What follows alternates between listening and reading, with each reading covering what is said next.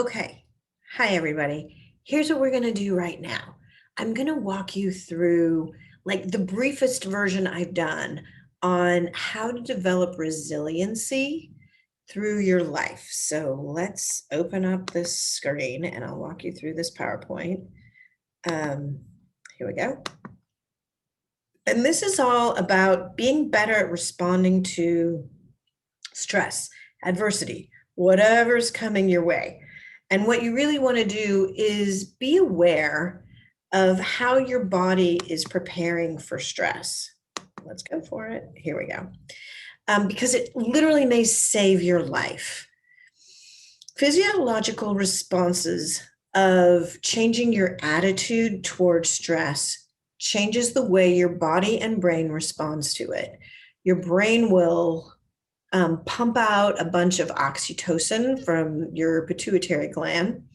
And this neurohormone primes you to do things that strengthen close relationships. Oxytocin is called the cuddle drug.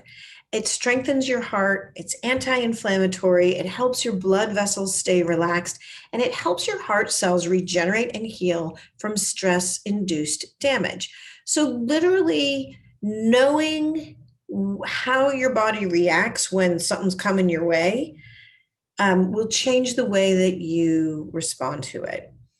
It's like putting your seatbelt on. And if you feel in the car, for example, and if you feel the car lunging forward, you're going to feel it lock. And that's the way that you know that you've got what you need to stabilize yourself.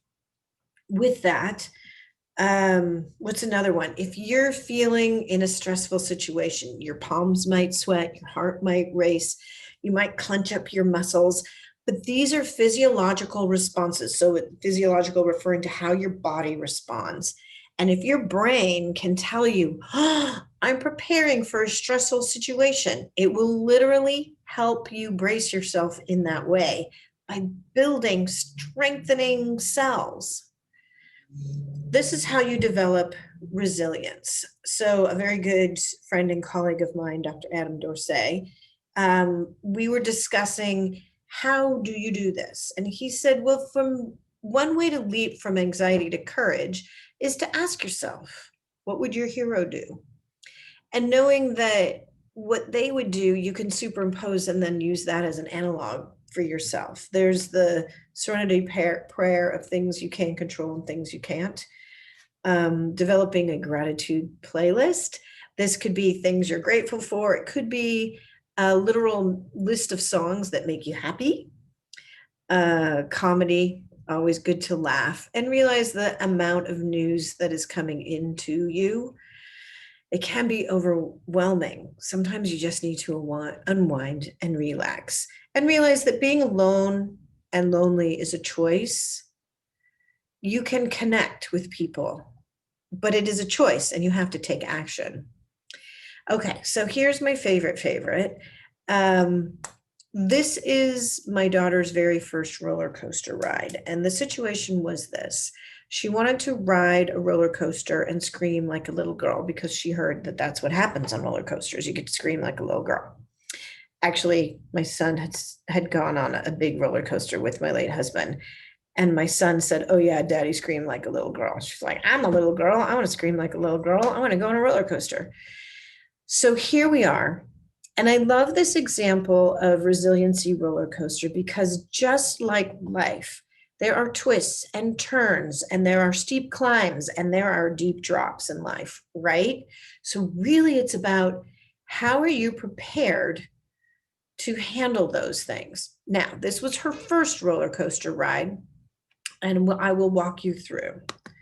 So she's very excited. She's locked in. She's got her daddy, her mommy, her big brother right around her.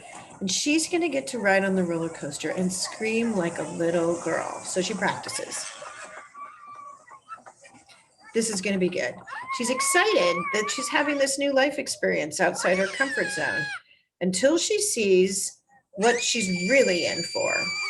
There's this trepidation, there's fear, there's loss of control. These are all the reasons that sometimes people will come to me for help. But right about here, she gains her sense of self, and her inner voice is saying, ah, this is what I wanted to do. I wanted to go on a roller coaster and scream like a little girl. Mm-hmm. That was fun. So she got to have the life experience, and that's what it was all about. Okay, so that's what I wanted to share with you in just one short clip of how to respond and be more resilient and handle adversity better by literally knowing what your body does in anticipation of it, just like she did here. Once she saw what she got into, yes, she was fearful, yes, she was scared, but she had her voice directing the outcome of, I chose to ride this ride and I'm going to get to scream like a little girl. So she chose the fun. She found the fun in it. And that's what I want to remind you of. Find the fun.